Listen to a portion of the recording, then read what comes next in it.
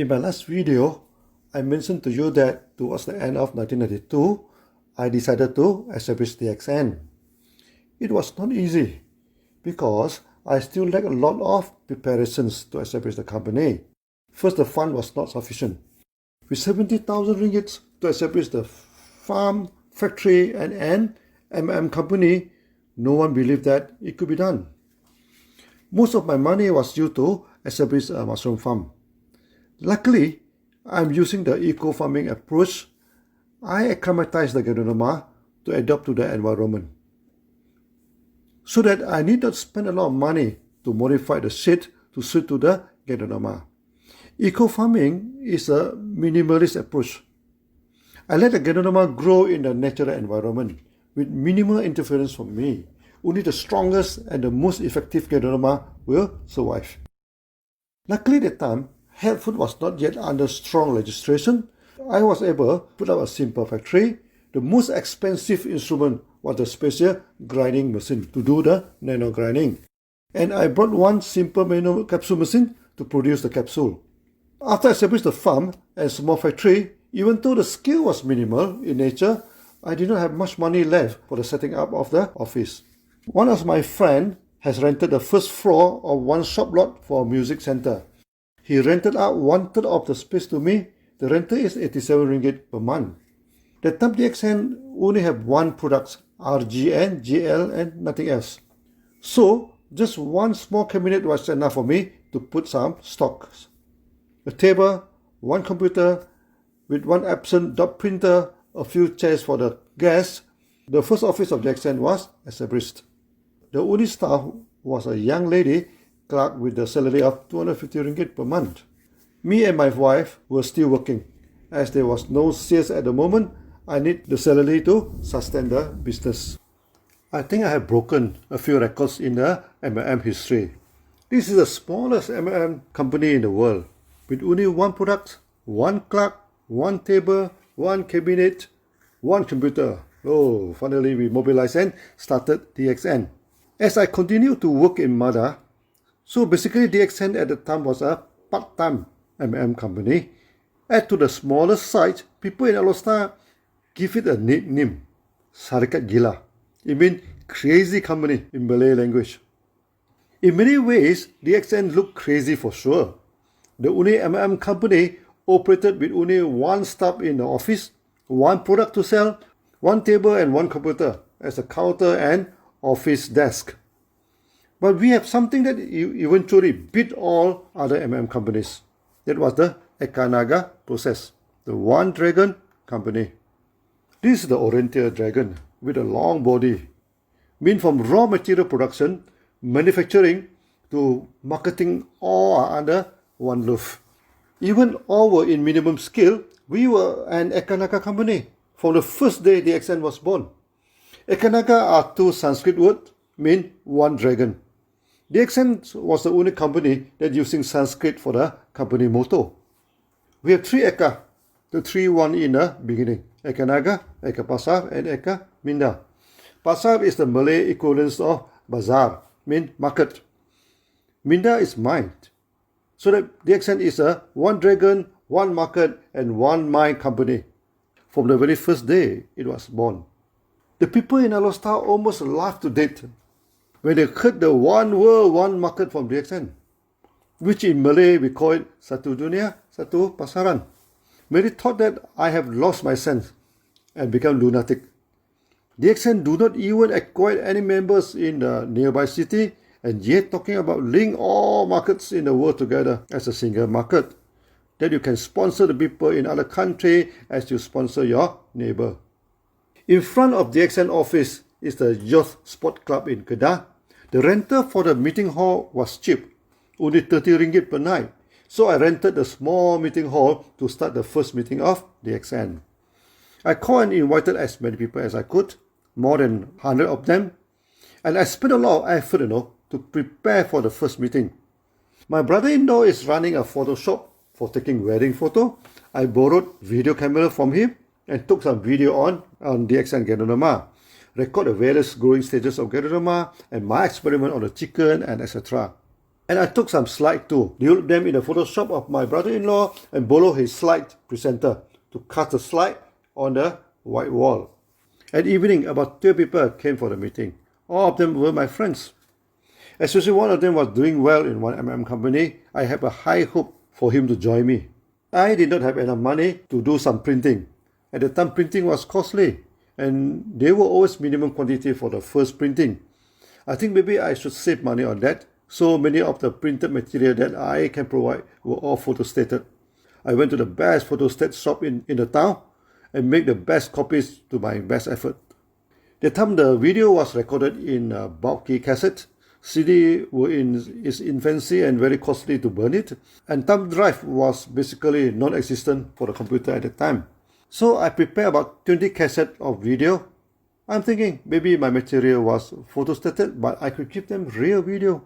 No Ganoderma company ever documented how they experiment on Ganoderma. But in my video, I'm showing them how the experiments are carried out. I also prepared some coffee and snacks, try to make my guests comfortable. Finally, the meeting started. How I come to know Ganoderma from the villager, on my way to supervise the Pudu Dam, how I go into the forest to forage for Ganoderma. They were not impressed. To them, only aborigine goes into the forest to forage. One of them even asked me, Lim, you are the engineer, and you can get Ganoderma easily from China and Taiwan.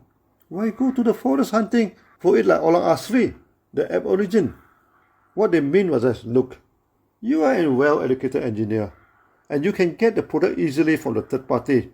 You should wear smart and present yourself nicely. Once you go into the forest and forage like an aborigine. I told them my stories of going to the forest, experiments on chicken will be great stories for them. I have made a huge mistake. They do not have good thinking about forests. Rest about the chicken, which is supposed to eat them, not enjoying seeing them fly like a phoenix and spend the night on top of the tree like an eagle.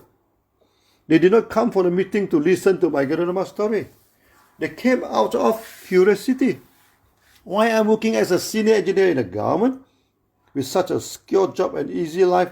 Why should I go to the forest and deal with the chicken? They did not know the job of an engineer was not easy for me, and I love wilderness and forest. On one occasion, I did follow my father, went into forest looking for some herbs that remain sweet memory to me to this day. But my romantic feeling about the forest was not shared by them. They felt that my parents had spent so much money and effort to educate me. Finally, I became an engineer and working in a government job, and they call the government job a steel bowl. Meaning the job is always secured. You will not get fired. This was the dream of many families, to let his son or daughter to work for the government. And now that Lim will leave his job and go foraging in the forest and give them photostated materials and having meeting in cheap spot community center. All companies are having meeting in good-looking hotel. None of them will come to cheap community center, rent a cheap hall, and try to convince people that they are good company for them to join. I showed the video to them, present the slide to them, and when I come to the marketing slide, I told the DXN I'll go for one world, one market. They burst into laughter. One of them asked me, what is the nearest town to Alasta? That was a funny question. Everyone knows it is Simpang Apat. That means the crossroad, as two roads intersect through that town. A small but beautiful town, about 8 kilometers away. I asked him why. He asked further, how many members do you have in that town? I answered none. They burst into laughter again. I don't even have a single member from the nearest town. And I talked about going worldwide for the so-called one world, one market. At first, I thought the one world, one market was such a beautiful phrase that I could coin it, link the whole world together, sponsor the foreigner, just like you sponsor your neighbor. The forest and the chicken are really too much for them. Then come the one world, one market concept again. That was a huge joke for them. Half of them went to the toilet halfway, never come back. They did not even wait till the coffee break. After the coffee break, all of them excused and went home. I'm supposed to tell them the marketing plan after the coffee break. None of them were interested. They came because they wanted to listen to me why from a secure job as an engineer, I want to involve myself in agriculture and plant mushroom.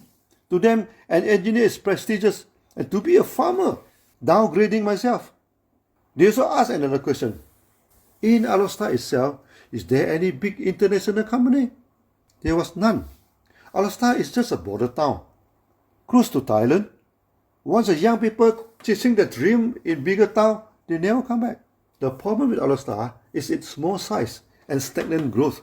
Before I went to study in India, the population is 200,000.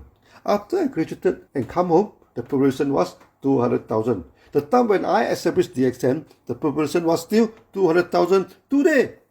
When I am talking to you, the population remains 200,000. It is a stagnant town. All young people do not see any hope in this border city.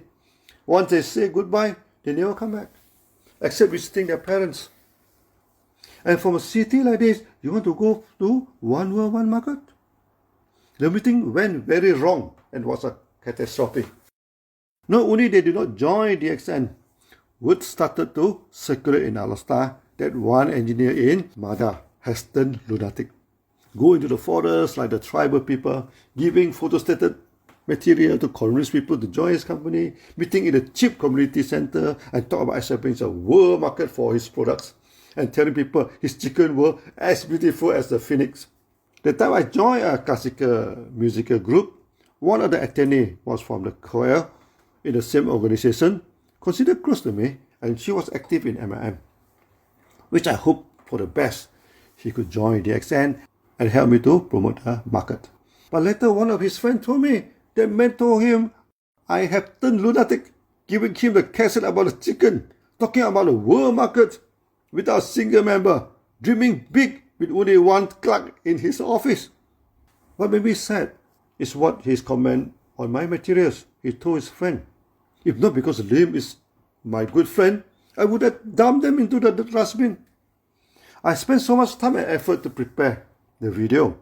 This gave me a good lesson. This kind of hand up will not help to promote your company. Later, I threw away all the videos and all the slides, went to the stage with two empty hands and talked. That habit remained to this day. The time the famous leader in MLM, people nicknamed them MLM Eagle. There were a few eagle around in Alostar. Then I decided to try my luck on one eagle.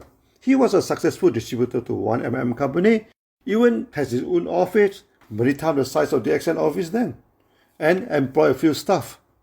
When I reached his office, his staff told me he was in meeting, so I need to wait for him.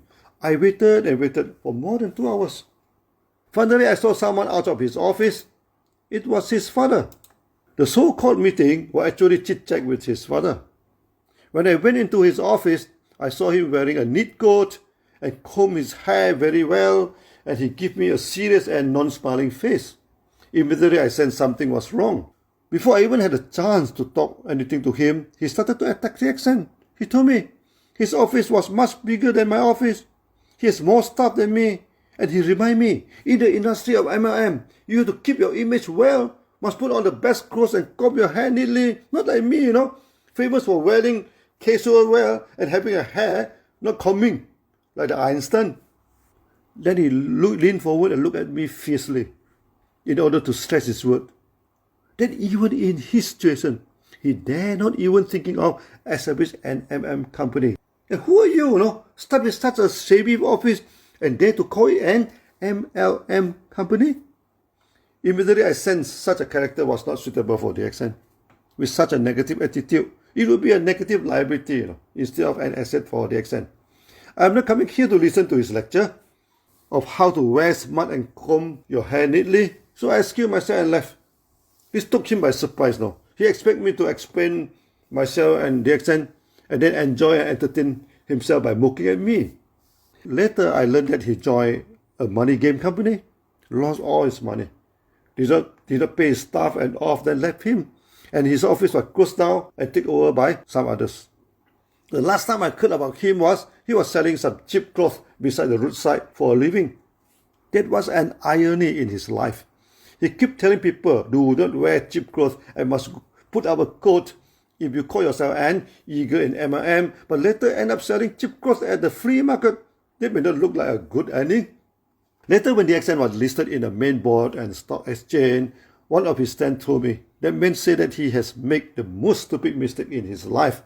The friend thought it was the wrong joining of the money game scheme. He said it is not. That he did not join DXN in the initial day. It's the greatest mistake he has committed. I told his friend, it was not a mistake. It is the arrogance that has blinded him. After the ban, I continued to hunt for the eagle. At one time, I went to Butterworth, about 2 hours drive from Alostar, to meet up with 5 eagles. The meeting went well, actually. They let me completed with all my talking. After the meeting, we go for supper. Over the noodles and cups of coffee, they told me they were impressed by me, but they could not join DXN. I asked them why. First, I'm younger than all of them. Their car are all better than my car. The company they joined in is 100 times, if not 1,000 times bigger than DXN.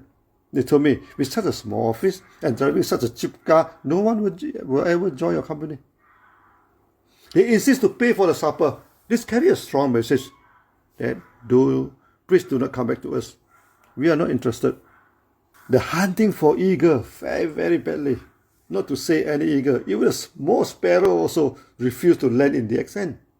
I stopped hunting for eagle and realized that it was not easy for me to penetrate into the Chinese market. So I started to move to the non-Chinese market, especially the Malay market. How I managed to change the approach I'll tell you in another story. It is quite interesting and dramatic too. After I moved the market to focus on the Malay market, DXN started to generate some sales. Towards the end of 1993, DXN can generate about 20,000 ringgit per month. This is the sales, not the income. The income is hardly a few thousand. And to sustain the farm, factory and an office, money always not enough. Even I put everything down to bare minimum. Finally, DXN stepped into 1994, and in June, my wife told me a bad news. There was only 4,000 ringgit left in the bank account. DXN could run out of money soon. This was the second time in my life the desperation crept in. The first one after I graduated from India. I remember it well. I transit one night in Bangkok. I can soak myself in a bathtub with warm water. I felt very good. Then I told myself, now I have graduated. I could find a job. Later build a small house for me and my family. Use a small car. Manage a simple life is okay. I am a minimalist. Bare-bones simplicity in living, never a problem for me. Since I am not demanding, I should have an easy and simple life. That time I also wish to become a mathematician. I love physics and mathematics. During my free time, I could study the quantum physics and Einstein's relativity theory, and maybe I could work on the mathematics too. After all, my professor say an engineer is a combination of mathematician and practical scientist. But not even 3 months into the job, my dreams shattered into pieces. The life of an engineer was not easy at all. In future, I will tell you more of the stories. My father was a small-time contractor. At time, the economy was not good. Many of his clients did not pay him well, and his business collapsed too. The financial burden all landed on me. The salary always not enough. Many engineers at such situation may started to get some commission from the contractors because all the payment had to be certified by the engineer. When we practice shunya, there are 5 shall not. First, do no harm. Second, do not take what is not belong to you. Third, do not disrupt the harmony of a family and society. First, making no false claim. Fifth, and lastly, do not intoxicate yourself. These are the basic 5 principles to become a normal human being, and I try my very best to stick to it. The second law stated that we shall not take what does not belong to us. I never ask for commission from any contractor. And I also never find trouble with them. Instead, I try to help them as much as possible, solving many technical issues at the sites and making computer programs so that they can prepare their claim easily. Many of them become my good friends. So, my dream to become a simple person, live a simple life, did not work. The real life is always not what we expected at all. So that was the first problem I am facing in my life. After I started DXN, I also stopped doing any other business. So my salary together with that of my wife are the only two sources of money. Even that, the salary can hardly cover all expenses. Me and my wife think that maybe it's wise to stop DXN for a while. Later, when the situation improves, then could continue again. You remember the eager that made me wait for 2 hours in his office? Actually, the 2 hours was not a total loss. He has one downline. Came to visit him that day and saw me sit like an idiot for so long and come over to have some chit-chat with me. He was a friend of my sister, so he knew me because of her. Later, he also joined the eager to jump ship into money game, and apparently it was a wrong ship. He lost all his money too. The eager ended up selling genetic cloth at flea market, and he opened up a small noodle shop to sell noodle with a very funny name, Damn Hot Fish Head Rice Noodles. Just a few blocks from the house of my father-in-law, and he knew my wife too. After disclosed the bad finance news to me, my wife must have found me pale in the face. Then he proposed, why don't we go and eat that damn hot rice noodles, run by an ex-MLM leader, aka the eager. Maybe the hot noodle can bring back some life to my face. When we were at the noodle shop, the man recognized me and greeted me warmly. I ordered the rice noodles. It was the name it claimed, extremely hot and spicy. I am sweating all over while eating it. The time was late afternoon, around 5 p.m. Not yet the time for dinner, so not many customers went to his shop. And he came over to chit-chat with me and asked me how was the doing of DXN. I told him things were bad. I planned to close down for a while. Then he said something that changed my life and the future of DXN too. He told me, look, Tim, once you are an MLM man, you always an MLM man. You should not stop. Once you stop, it is over. You will not be able to go back again. Then he pointed to himself and said, look at me, I stopped. This is the end. No way I can go back to MLM again. His words were like the lightning that shocked and whooped through me. He even encouraged me, saying that your business already started. The products also started to move into the market. He knew I worked day and night to establish the company. He told me, focus on my energy, push forward. There's no return now. After that, some customer came and he had to serve them. I saw him sweating and focused in making the noodles. He was a good noodle man. Later, his shop became famous and quite a lot of people come here to try out his damn hot noodles. That's what probably the most worthwhile noodle I have taken in my life. That time it was also near to a public holiday. I told my wife, why not we go to the peak of Gunung Jerai, the highest peak in Kedah State, near to Alostar with only 1 hour drive. Can oversee the paddy fields and the night is cool and pleasing, where government runs some chalet at very affordable price. So we spent a night at the top of Gunung Jerai, or Mount Jerai in English. The evening was cool and pleasing. We sit at some stone bench that overlooked the paddy field and some small town along the main trunk road. We sit at some stone bench that overlooking the paddy fields and some small town along the main road. I knew the paddy fields well. It is under my supervision in Mada. That night was a beautiful night. The lamp of the small town and some houses are flickering softly. The chirping of the insects were very soothing. We sit there for quite some time without talking much. Then I told my wife, dear, I'm going to resign from Mada. She kept quiet for a while. It may not come as a surprise to her, as she knows that the job exerts too much pressure on me. And it was a matter of time I resigned from the job. After pondering for some time, he asked me the practical question. Now DXN was at the worst moment. What if the company ran out of funds and collapsed, and you left with no job? I told her, I have no worry about the job. A few contractors that their contract was supervised by me and told me that in future if I need a job, they could take me in immediately. I told my wife, I am a technocrat now. I may lost all my money, but the skill and the knowledge were always with me. I am a good engineer. I have no worry about getting a job. You see, I never take money from the contractor. And it is at this most critical moment of my life, give me the strength to go forwards. Because I know they can employ me if I need a job. I knew a few engineers who took commission from the contractors. Since the money came easily, they always spend more than what they get, and pension poor, full of debt. The night remained sweet and pleasant. I did not answer the most important part of the question posed by my wife. What if DXN ran out of money and collapsed? It was the time that I told my wife about the continuous shooter. Shoot 100 times, and at least one shoot will hit the target. If I fail, I shall try again. Fail, then try again. Keep trying. I told my wife, there can be many failures, but we just need one success. One. Just one. After we came down from the peak, the next day I tendered my resignation. When you work in the government, if you tender 3-month notice for resignation, then you do not need to pay any compensation. If you tender 1 month resignation, you have to pay 1 month's salary. When towards the end of June, the condition of the company turned from bad to worst, and I do not think the company can last till September, the last day of my resignation notice. So in July, I submitted a resignation letter again, this time 1 month notice. I am the only engineer that submitted resignation twice in the history of MADA.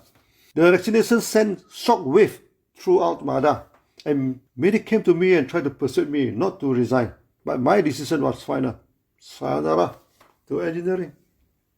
When I worked in MADA, not all the bosses were harsh and suppressive. My immediate boss, Mr. Lok, was a kind-hearted boss. When he reached the news that I tendered my resignation, he asked me to meet him.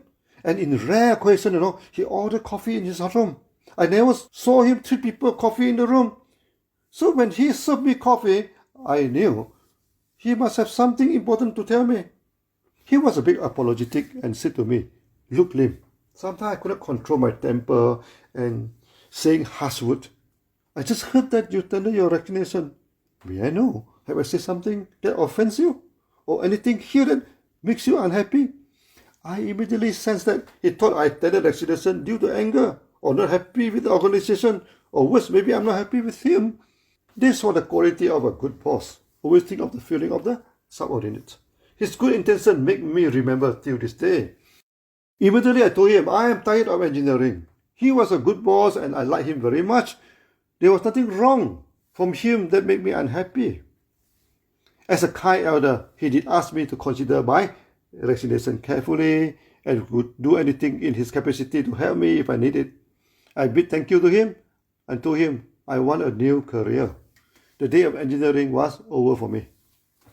So finally, I'm a free man now. Free like a bird, could fly to anywhere that I wish now. But there were two immediate problems at the time. That I'm owing MADA for the housing loan, which I had to settle in 3 months' time. Another problem was my bank account was also very free though, free of any money now. When I served as government engineer, I could loan a housing loan once in a lifetime. Maximum loan is 120,000 ringgit with a very low interest rate, half of that of the normal loan from the bank. Most engineers would borrow close to the maximum loan as the interest rate was low and they take it as a gain. But I did not think it that way. If I borrow to the maximum, after the monthly deduction for the payment of loan, I may not have any money left to support the running of DXN.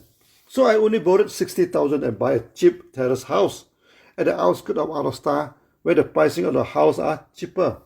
Many of my engineer friends say this was stupid, as I did not maximize the gain in the interest.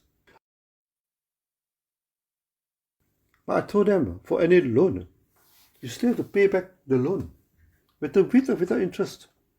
When I loan it in low figure, in any eventuality, it will be easier for me to settle the loan. I bought the house for 57,000, considered as one of the cheapest for a 2-story terrace house. With the extra 3,000 in the loan, I managed to put in some furniture in the house. By the time I resigned, the prices of houses were started to trend up, and my house was valued at 80,000 then. So I owe MADA around 40,000, and it was only half the price of the value. I thought it could get the loan from the bank easily. But my applications were rejected by all the banks. Lastly, I went to see one of the bank manager, who was my classmate. I asked him why the loan was rejected. He said, "Look, Lim, now you are jobless. Bank wouldn't loan you money, because you have no stable income. I told him I'm not jobless, and DXN pay me 6,000 per month. I did have a salary, but he said that was your own company, and the salary was just on paper. And worse, somehow you know that I did not have any more money in the bank. Dealing with the banks always annoyed me. When I need the money most, they never lend me money. Later, when I have established the company and they don't need any loan anymore, and they keep on contacting me to get a loan from them. My wife must know that I'm in bad shape. Quietly, he talked to his father, and who agreed to loan me 40,000 to settle the housing loan. I told my wife we should treat the loan as the bank loan, pay money installment with interest. Eventually, I pay back all the money with interest. My father-in-law told my wife, I'm the only one in the family actually pay back the money, and with interest some more. The rest of the family members, after borrowing the money, never pay back to him. That solved the first major problem of housing loans. Then the immediate problems were no more money in the bank. I remember the evening after vaccinations. I sat in the office with my wife, tried to look through the bank account. There was nothing to look. No more money in the account. Then I received a call. It was from one of the contractors. Then I supervised some of his contracts in Mada. He tried to confirm with me as he heard the news that I just resigned. I told him yes. Then he said he would send his daughter to my office to buy some products for me. After some time, his daughter arrived, a fair and good-looking young lady. At first, I had some casual chit-chat. He just completed his secondary schooling and going to Kuala Lumpur for tertiary education, and he would take up interior design. He told me he would like to be a design artist. Then he opened the bag and took out a stack of money and put it on the table and told me, my father would like to order the product from you. Totally worth is 6,000 ringgit. I was taken aback. That was a huge sum of money. And I asked her, there was a lot of products. What were they going to do with so many products? He told me they have a big, huge family and a lot of staff. There was no problem in consuming all these products. And more important, her father told her not to come home if I did not accept the money and sell the products to her. This was the first time I got some money from a contractor, and there was not a bribe or illegal deal. As I'm no longer an engineer, there was no way I could help him now. And I exchanged it with goods. I told myself, it was a sales, not a bribe. I accepted the money and packaged the products to her. That was the single most high-value purchase for DXN till then, and it did come in the right time, like a timely rain after a long drought. The daughter of the contractor chatting with me about interior design and asked whether she could be a good artist and designer. I assured her, she's neat, beautiful, and with a pair of intense and sparkling eyes, he would become an artist for sure. Actually, that night, he seemed like the most beautiful lady in the world, except my wife, of course. After this, a few contractors and my friends did come and buy products from me. As I am a disciplined engineer, I never accept commission from any contractor. They sure know that I need money after my resignation. Sometimes, when a person extended his hand during the time of need, then we know he was the true friend. I am thinking, karma does work in a positive way. Even though I did not take any money from the contractor, at the end of the day, I gain more than any engineer that take the commission. I dare to design because I know some of the contractors will take me in immediately if I need a job. Then out of my expectation, at the time of difficulty, some of them purchase the products to support me. So finally, DXN was running and kicking. In the next coffee talk, I will tell you how DXN developed the market in Malaysia. See you then. Bye-bye.